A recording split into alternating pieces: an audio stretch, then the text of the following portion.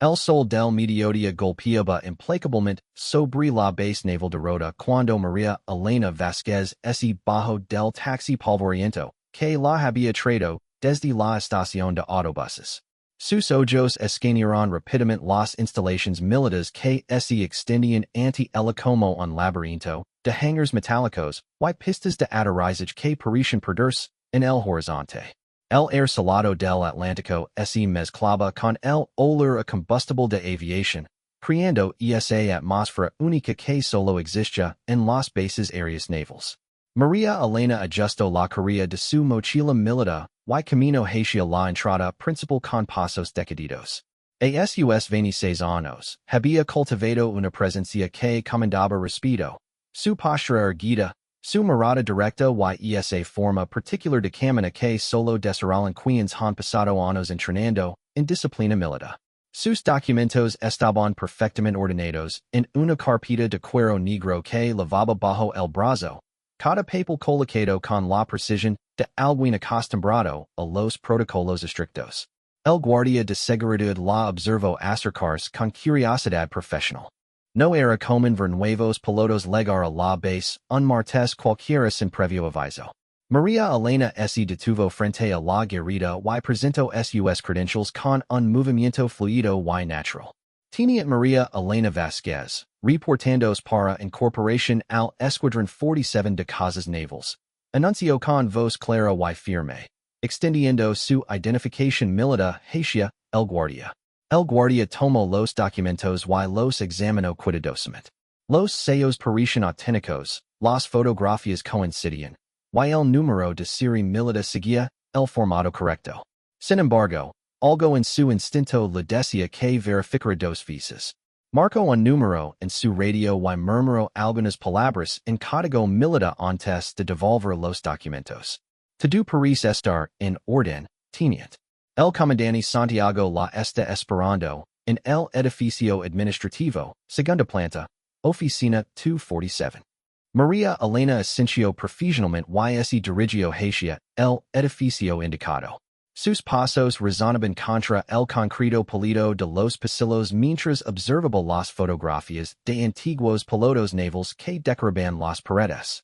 Cada rostro en esas imágenes representaba años de entrenamiento riguroso, misiones peligrosas y una dedicación absoluta al servicio naval. El edificio administrativo bullía con la actividad típica de una base militar en pleno funcionamiento. Oficials corrían de una oficina a otra con carpetas llenas de órdenes y reports, teléfonos sonaban constantemente, y las máquinas de escribir creaban una sinfonía mecánica de eficiencia burocrática. María Elena subió las escaleras de dos en dos, sintiendo como la adrenalina comenzaba a correr por sus venas. Encontró la oficina 247 y tocó la puerta con tres golpes precisos y espaciados, exactamente como dictaba el protocolo militar. Una voz ronca desde el interior la invitó a pasar. El comandante Santiago estaba sentado detrás de un escritorio de metal gris, rodeado de torres de documentos y mapas de navegación aérea. Era un hombre de unos 50 años, con el cabello gris perfectamente cortado al estilo militar y una cicatriz apenas visible que corría desde su sien izquierda hasta la comisura de su ojo. Sus manos, curtidas por años de experiencia, sostenían un expediente que parecía estar revisando con detenimiento. Comandante Santiago, dijo María Elena mientras se cuadraba militarmente frente al escritorio. Teniente María Elena Vázquez reportándose para servicio, señor. Santiago levantó la vista lentamente, sus ojos gris analizando cada detalle de la mujer que tenía frente a él. Durante sus 25 años de servicio naval, había desarrollado un instinto casi sobrenatural para detectar inconsistencias en el personal militar. Algo en la forma en que María Elena se presentaba le resultaba familiar, pero a la vez extrañamente fuera de lugar. Teniente Vázquez, respondió Santiago, dejando el expediente sobre el escritorio. Sus órdenes de transferencia llegaron ayer por la tarde. Debo admitir que es inusual recibir pilotos de combate sin un periodo de notificación más extenso. María Elena mantuvo su postura militar impecable mientras respondía. Señor, Mis ordenis especificaban incorporación inmediata debido a las necesidades operacionales del escuadrón. Vengo directamente de completar entrenamiento avanzado en la Escuela Superior de Pilotos Navales en San Fernando. Los Ojos de Santiago se entornaron ligeramente. Conoce personalmente al director de esa escuela, y recordaba haber recibido la lista de graduados recientes apenas 2 semanas atrás. No recordaba haber visto el nombre de Vázquez en esa lista, pero las transferencias de última hora no eran completamente inusuales en tiempos de tensión geopolítica.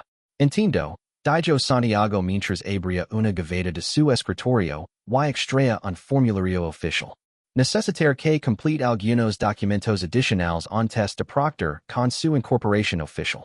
También deberá pasar por una evaluación médica de rutina y un examen de competencias de vuelo. María Elena asintió con confianza. Por supuesto, comandante. Estoy completamente preparada para cualquier evaluación que considere necesaria. Santiago estudió su rostro durante un momento más largo de lo habitual. Había algo en sus ojos. Una determinación que había visto antes en pilotos excepcionales, pero también una tensión casi imperceptible que sugería algo más complejo de lo que aparentaba en la superficie. Muy bien, dijo finalmente, poniéndose de pie. La acompañar al hangar principal donde podrá conocer a su nuevo escuadrón y familiarizarse con el equipamiento. Mientras caminaban por los pasillos hacia la salida del edificio, Santiago observaba discretamente los movimientos de María Elena. Su forma de caminar era correcta, su postura impecable, y su conocimiento del protocolo militar parecía genuino. Sin embargo, había pequeños detalles que no encajaban perfectamente, como la manera en que sus ojos se movían constantemente, analizando cada puerta y cada pasillo como si estuviera memorizando una ruta de escape. El hangar principal era una estructura imponente que albergaba una flota de casas F-18 Super Hornet relucientes bajo las luces fluorescentes. El rugido constante de los motores en prueba y el silbido del aire comprimido creaban una sinfonía industrial que cualquier piloto naval reconocería instantáneamente como el sonido del hogar. Impresionante, murmuró María Elena, y por primera vez desde su llegada, su voz contenía una nota de genuina admiración. Santiago la observó cuidadosamente mientras ella contemplaba los aviones. Su reacción parecía auténtica, el tipo de reverencia que solo mostraban quienes realmente comprendían la magnificencia y el poder de esas máquinas de guerra aérea. Teniente, antes de continuar, dijo Santiago, deteniendo súbitamente. Hay algo que me gustaría aclarar sobre sus credentials. María Elena se giró hacia él, manteniendo su expresión profesional, pero Santiago notó como sus pupilas se dilataron ligeramente, una reacción que había aprendido a reconocer como una señal de estrés agudo en situaciones de interrogatorio. El destino de María Elena, y la verdad detrás de su presencia en la base naval, estaba a punto de tomar un rumbo completamente inesperado. Santiago dirigió su mirada hacia abajo, específicamente hacia los pies de María Elena, y por primera vez en toda la conversación. Una sonrisa apenas perceptible se dibujó en la comisura de su boca. Lo que vio Ali confirmó las sospechas que habían estado creciendo en su mente desde el momento en que ella entró a su oficina. María Elena lavaba botas de combate estándar del ejército, pero no eran las botas reglamentarias de la Marina. Más específicamente, eran botas del ejército de tierra, modelo 2018, con suelas de tracción diseñadas para terreno irregular y no para las cubiertas antideslizantes de los portaaviones o las superficies húmedas de las bases navales costeras. Teniente Vázquez, dijo Santiago con una calma que contrastaba dramáticamente con la tormenta que se avecinaba. ¿Podría explicar por qué una piloto naval leva botas del ejército terrestre? El silencio que siguió fue tan denso que pareció absorber incluso el rugido distante de los motores de los aviones. María Elena bajó la vista instintivamente hacia sus propios pies, y por primera vez desde su llegada, su máscara de confianza profesional mostró la primera figura. Su mente trabajó a velocidad vertiginosa, buscando una explicación plausible. Había pasado meses preparandos para esta infiltración, estudiando protocolos navales, memorizando códigos militares y perfeccionando su historia de cobertura, pero un detalle tan aparentemente insignificant como el calzado amenazaba con desmoronar toda su operación. Comandante, comenzó, intentando mantener su voz estable. Estas botas son parte del equipo de entrenamiento especializado que utilizamos en las simulaciones de supervivencia terrestre durante el curso avanzado de pilotos navales. Santiago comenzó a caminar lentamente alrededor de ella, como un depredador que ha detectado una debilidad en su presa. Sus años de experiencia interrogando personal sospechoso lo habían enseñado que las mentiras siempre venían acompañadas de justificaciones excesivamente específicas. Interesante, murmuró Santiago. Porque yo mismo diseñé el currículum de ese programa hace 3 años. Y puedo asegurar que nunca hemos utilizado botas del ejercicio terrestre en ningún módulo de entrenamiento. María Elena sintió como el sudor comenzaba a formarse en su frente a pesar del aire acondicionado del hangar. Había subestimado gravemente el nivel de conocimiento y experiencia del comandante Santiago. Su investigación previa sobre él había revelado su historial de combate y sus condecoraciones, pero no había anticipado el grado de atención al detalle que había desarrollado a lo largo de su carrera. Además, continuó Santiago, sacando una radio de comunicación de su cinturón. Acabó de verificar con la Escuela Superior de Pilotos Navales de San Fernando. No tienen registro de ninguna María Elena Vázquez graduada en los últimos 6 meses. En ese momento, María Elena supo que su cobertura había sido completamente comprometida. Sin embargo, en lugar de entrar en pánico, una extraña sensación de alivio la invadió. Durante meses había vivido bajo la tensión constante de mantener una identidad falsa, y ahora que había sido descubierta, sentía como si un peso enorme hubiera sido levantado de sus hombres. Muy bien, dijo María Elena, enderezando su postura en más si eso era posible. Tien razón, comandante. No soy lo que aparento ser. Santiago detuvo su radio a medio camino hacia su boca, genuinamente sorprendido por la súbita honestidad de su confesión. En su experiencia, la mayoría de los infiltradores continuaban mintiendo hasta que la evidencia se volvía absolutamente abrumadora. Entonces, dijo Santiago, guardando lentamente su radio pero manteniendo una posición que lo permitiría reaccionar rápidamente a María Elena intentaba jurar. ¿Quién es usted realmente? María Elena respiró profundamente antes de responder. Mi nombre real es Elena Martínez. Soy periodista de investigación del diario El País, especializada en temas de defensa y seguridad nacional. La revelación cayó sobre Santiago como una bomba de profundidad. Un periodista infiltrado en una base militar activa era una situación de seguridad de la máxima gravedad, que podría tener ramificaciones que se extendían hasta los más altos niveles del Ministerio de Defensa. Periodista, repitió Santiago, su voz ahora cargada de una mezcla de incredulidad y indignación. ¿Tiene idea de las implicaciones legales de lo que acaba de admitir? La infiltración no autorizada en instalaciones militares es un delito federal que puede resultar en hasta 15 años de prisión. Elena asintió gravemente. Soy plenamente consciente de las consecuencias, comandante. No tome esta decisión a la ligera. Santiago activó discretamente un código de alerta silenciosa en su radio, señalando a la policía militar que acudiera al hangar sin crear alarma general. Su entrenamiento lo dictaba que tratara la situación como una posible amenaza de espionaje hasta que se determinara lo contrario. ¿Cuál era su objetivo? Preguntó Santiago. ¿Qué información estaba buscando obtener? Elena lo miró directamente a los ojos, y Santiago vio en ellos una determinación que no tenía nada que ver con espionaje o actividades subversivas. Era la misma determinación que había visto en sus mejores pilotos cuando se enfrentaban a misiones de alto riesgo por causas en las que creían profundamente. Estoy investigando irregularidades en los contratos de mantenimiento de la flota aérea naval, dijo Elena. Específicamente, posibles sobrefacturaciones y uso de componentes de calidad inferior que podrían estar poniendo en riesgo la vida de los pilotos. Esta revelación cambió completamente la dinámica de la situación.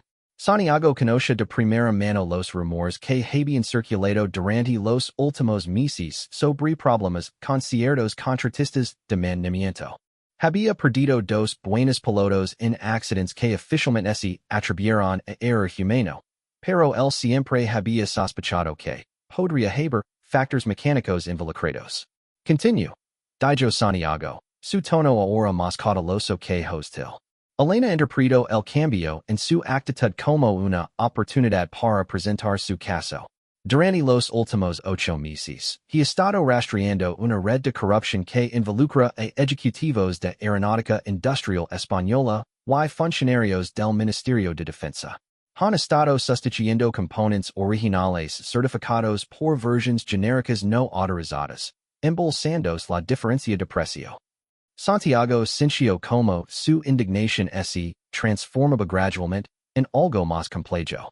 Si Elena estaba diciendo la verdad, su infiltración no era un acto de espionaje sino un intento desesperado de exposición periodística que podría salvar vidas. ¿Qué evidencia tiene? Preguntó. Elena abrió su mochila y extrayó una carpeta llena de documentos, fotografías y registros financieros. Facturas alteradas, comunicaciones interceptadas, testimonios de técnicos de mantenimiento que fueron silenciados con amenazas de despido, y registros de vuelo que muestran patrones de fallas mecánicas consistentes con el uso de componentes defectuosos. Mientras Santiago examinaba los documentos, su expresión se volvía cada vez más seria. Los nombres en las facturas coincidían con empresas que él conoce personalmente, y las fechas de las fallas mecánicas correspondían exactamente con incidentes que él había investigado personalmente. En la distancia, el sonido de botas militares acercándose indicaba que la policía militar había recibido su señal de alerta. Santiago tenía pocos segundos para tomar una decisión que podría cambiar no solo el destino de Elena, sino potencialmente la seguridad de toda la flota aérea naval. La verdad que Elena había arriesgado tanto por revelar estaba a punto de enfrentar su prueba más crítica, that el sonido de las botas militares se intensificó mientras Santiago continuaba examinando los documentos que Elena había puesto sobre una mesa de trabajo cercana. Cada página revelaba una red de corrupción más profunda y sistemática de lo que él había imaginado. Las cifras eran asombrosas, millones de euros en sobrefacturaciones, componentes críticos de seguridad sustituidos por versiones de calidad inferior, y un patrón de encubrimiento que se extendía por múltiples niveles de la cadena de comando. Teniente Rodríguez, Sargento Morales, Santiago escuchó las voces de la policía militar acercándose por el pasillo principal del hangar. En cuestión de segundos, Elena sería arrestada y todos sus documentos confiscados como evidencia en una investigación que podría ser enterrada en la burocracia militar durante años. Santiago tomó una decisión que definiría su carrera y posiblemente su vida. Con un movimiento rápido, tomó los documentos más comprometedores de la mesa y los deslizó dentro de su propia carpeta militar. Elena, dijo en voz baja pero urgente, cuando entren los militares, usted es una consultora civil contratada por mi oficina para evaluar protocolos de seguridad. Estaba mostrando las instalaciones como parte de su orientación inicial. Elena lo miró con asombro. Comandante, ¿por qué está arriesgando su carrera por mí? No lo hago por usted, respondió Santiago mientras reorganizaba rápidamente los documentos restantes para que parecieran reportes de rutina. Lo hago por los pilotos bajo mi comando que han muerto por componentes defectuosos, y por todos los que morirán en el futuro si esta corrupción no se detiene. Los pasos militares llegaron al hangar y Santiago se erguió en posición de atención. El teniente Rodríguez, un joven oficial de policía militar con apenas 2 años de servicio, apareció junto con el sargento Morales, un veterano de 15 años con experiencia en operaciones de seguridad interna. Comandante Santiago, reportó Rodríguez, recibimos su código de alerta. ¿Cuál es la situación? Santiago mantuvo una expresión perfectamente neutral mientras respondía. Falso alarma, teniente. Active el código por error mientras mostraba los protocolos de seguridad en nuestra consultora, la señora Martínez. El sargento Morales observó a Elena con la mirada entrenada de alguien acostumbrado a detectar inconsistencias. Sus ojos se posaron brevemente en las botas de Elena, pero antes de que pudiera hacer algún comentario, Santiago intervino. La señora Martínez está aquí como parte del programa de evaluación de protocolos de seguridad civil que estamos implementando por órdenes del Ministerio de Defensa, explicó Santiago con la autoridad de alguien que había pasado décadas navegando la burocracia militar. Sus credencials fueron verificadas directamente por mi oficina. Rodríguez asintió, claramente aliviado de que no hubiera una emergencia real de seguridad. Las investigaciones de seguridad interna requirían una cantidad enorme de papeleo, y él había estado esperando terminar su turno temprano para asistir a la boda de su hermana. Entendido, comandante. Necesita algo más de nosotros. Negativo, respondió Santiago. Pueden retomar sus rutas de patrulla normales. Mientras los militares se elegiban, Elena sintió como la tensión en sus músculos comenzaba a disminuir gradualmente. Sin embargo, sabía que acababa de presenciar algo extraordinario. Un comandante militar había puesto su carrera en riesgo para proteger una investigación que podría salvar vidas. Comandante, dijo Elena una vez que estuvieron solos. No sé cómo agradecer lo que acaba de hacer. Santiago la miró con una expresión que mezclaba determinación y preocupación. No me agradezca todavía. Lo que acabamos de hacer nos convierte ambos en cómplices, y si esto sale mal, ambos terminaremos en prisión militar. Elena asintió, comprendiendo la gravedad de la situación. ¿Qué seguir que hagamos ahora? Santiago caminó hacia una de las ventanas del hangar que daba a la pista de aterrizaje, donde un F-18 Super Hornet estaba siendo preparado para un vuelo de entrenamiento. Observó cómo los técnicos revisaban meticulosamente cada componente, sin saber que algunos de esos mismos componentes podrían estar defectuosos debido a la corrupción que Elena había descubierto. Necesitamos más evidencia, dijo finalmente. Sus documentos son impresionantes, pero para que esto llegue a los tribunales y resulte en condenas reales, necesitamos pruebas irrefutables y testimonios de primera mano. Elena se acercó a él. Tengo contactos en el departamento de mantenimiento que estarían dispuestos a testificar, si pueden garantizar protección contra represalias. Eso no será suficiente, respondió Santiago. Necesitamos evidencia física, los componentes defectuosos, registros de compra originales, comunicaciones directas entre los conspiradores. Elena reflexionó durante un momento antes de hablar. Hay una entrega programada para mañana por la noche. Components para los sistemas de navegación de toda la flota de F-18. Si pudiéramos interceptar esa entrega y analizarla. Santiago se giró hacia el con enters renovado. ¿Cómo sabe eso? Tengo un contacto dentro de aeronáutica industrial española. Un ingeniero que se sintió culpable después de que le ordenaron certificar componentes que sabía que no cumplían con las especificaciones militares. La propuesta era arriesgada hasta el punto de la locura. Interceptar una entrega oficial de componentes militares constituiría múltiples delitos federales, pero también podría proporcionar la evidencia definitiva necesaria para exponer toda la red de corrupción. Elena, dijo Santiago lentamente, si hacemos esto, no habrá vuelta atrás. Una vez que interceptamos esa entrega, seremos fugitivos hasta que podamos presentar la evidencia a las autoridades correctas. Elena pensó en los pilotos que habían muerto, en las familias destrozadas por accidentes que podrían haberse evitado, y en los pilotos que continuarían muriendo, si no actuaban. Comandante, dijo con voz firme, no vayan hasta aquí para rendirme cuando estamos tan cerca de la verdad. Santiago asintió lentamente. Durante su carrera militar había tomado muchas decisiones difíciles, pero nunca una que lo pusiera en oposición directa con el sistema al que había servido fielmente durante 25 años. Muy bien, dijo finalmente. Pero lo haremos a mi manera, con mis reglas, y con un plan que nos dé, al menos una posibilidad de sobrevivir a esto.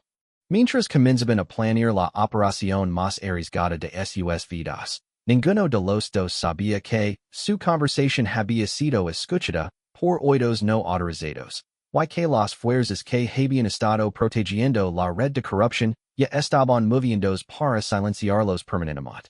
La batalla por la verdad estaba a punto de convertirse en una lucha por la supervivencia. At la madrugada del día siguiente encontró a Santiago y Elena ocultos detrás de un contenedor de carga en los muelles del puerto de Cádiz, observando como un camión de transporte militar se acercaba lentamente hacia el almacén designado para la entrega.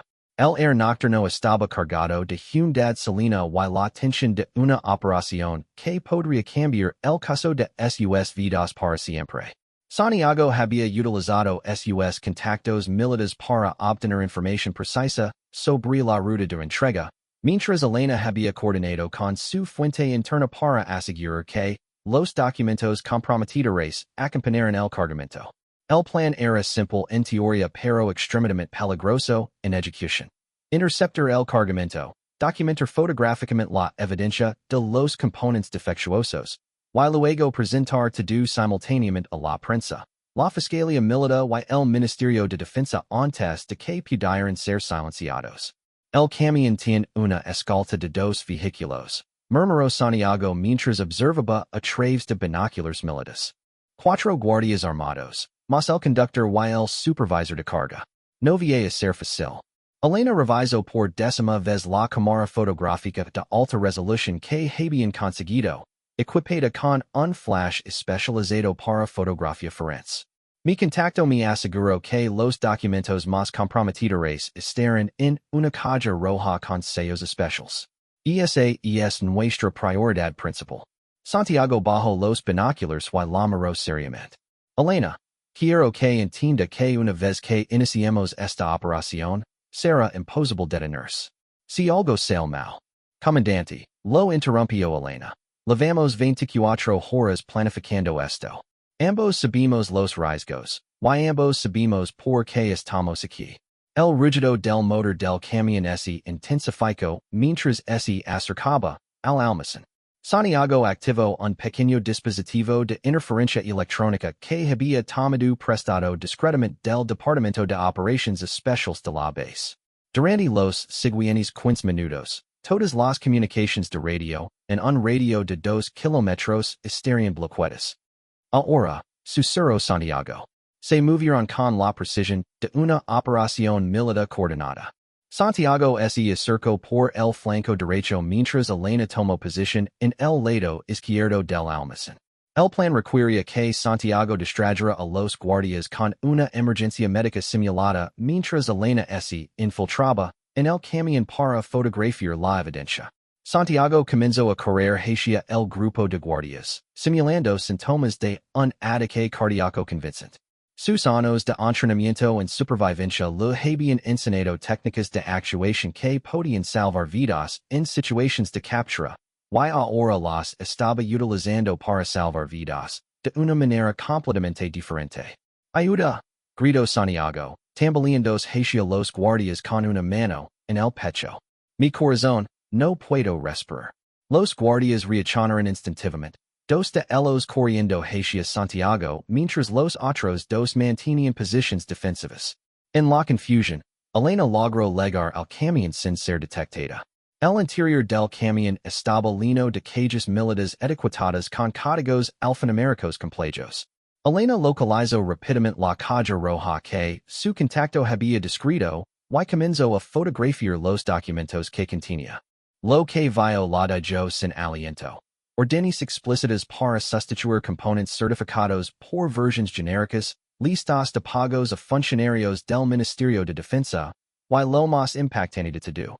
Un memo interno que reconoce que los componentes defectuosos tenían un índice de falla del 27% en condiciones de combate. Mientras fotografiaba frenéticamente los documentos, Elena escuchó como la actuación de Santiago comenzaba a perder efectividad. Los guardias entrenados estaban empezando a sospechar que su emergencia médica no era genuina. ¿Dónde está su identificación militar? Escuchó que uno de los guardias le preguntaba a Santiago. Elena sabía que tenía pocos segundos antes de que la situación se deteriorara completamente. Tomó las últimas fotografías y comenzó a retroceder hacia la salida del camión. Pero en su prisa, tropezó con una caja y creó un ruido que alertó inmediatamente a los guardias restantes. Intruso en el camión, gritó uno de los guardias. La situación se había vuelto caótica. Santiago abandonó su actuación y comenzó a correr hacia el camión mientras Elena saltaba desde la parte trasera del vehículo. Los disparos de advertencia comenzaron a resonar en el aire nocturno. Elena, hacia los contenedores, gritó Santiago. Corrieron desesperadamente hacia el laberinto de contenedores de carga que rodeaban los muelles. Detrás de ellos, los guardias habían activado protocolos de seguridad de emergencia y estaban coordinando una búsqueda sistemática del área. Mientras se ocultaban detrás de un contenedor, jadeando por el esfuerzo y la adrenalina, Elena revisó rápidamente las fotografías en su cámara. Había logrado capturar más de 30 documentos comprometedores, incluyendo evidencia directa de que al menos 8 accidentes aéreos de los últimos 2 años habían sido causados por componentes defectuosos. Lo tenemos, murmuró Elena, mostrando las imágenes a Santiago. Tenemos suficiente evidencia para llevar esto hasta el Tribunal Supremo. Santiago observó las fotografías con una mezcla de satisfacción y preocupación. Ahora viene la parte más difícil. Mantenernos vivos el tiempo suficiente para hacer pública esta información. Como si hubiera invocado el peligro con sus palabras, el sonido de helicópteros militares comenzó a escucharse en la distancia. La operación había escalado más allá de una simple investigación de seguridad interna. Elena, dijo Santiago urgentemente. Necesito que tome esa cámara y salga de aquí inmediatamente. Vaya directamente a las oficinas de el país y public to do. Yo me cuidar para crear una distracción. No, respondió Elena firmemente. No voy a abandonarlo después de todo lo que ha arriesgado. Santiago la tomó por los hombres y la miró directamente a los ojos. Esta no es solo una historia periodística. Hay vidas en juego, y esta información debe salir a la luz sin importar lo que nos pase a nosotros. Los helicópteros se acercaban rápidamente, y las voces de los equipos de búsqueda se hacían más audibles. Elena sabía que Santiago tenía razón, pero también sabía que abandonar a alguien que había arriesgado tanto por la verdad había contratado en lo que ella creía. En ese momento crítico, Elena tomó una decisión que definiría no solo el destino de su investigación, sino el legado de coraje y determinación que tanto ella como Santiago habían demostrado. Comandante, dijo Elena mientras guardaba la cámara en una bolsa impermeable, si vamos a hacer esto, lo haremos juntos. Pero tengo una idea que podría salvarnos a ambos y garantizar que esta historia llegue al público. El plan final de Elena era tan audaz como arriesgado, pero mientras los helicópteros se acercaban y las luces de búsqueda comenzaban a iluminar los contenedores, ambos sabían que era su única oportunidad de transformar su investigación de una operación desesperada en un acto de justicia que cambiaría para siempre la industria militar española. La verdad que habían arriesgado tanto por descubrir estaba a punto de enfrentar su prueba final, y el mundo entero sería testigo de su revelación.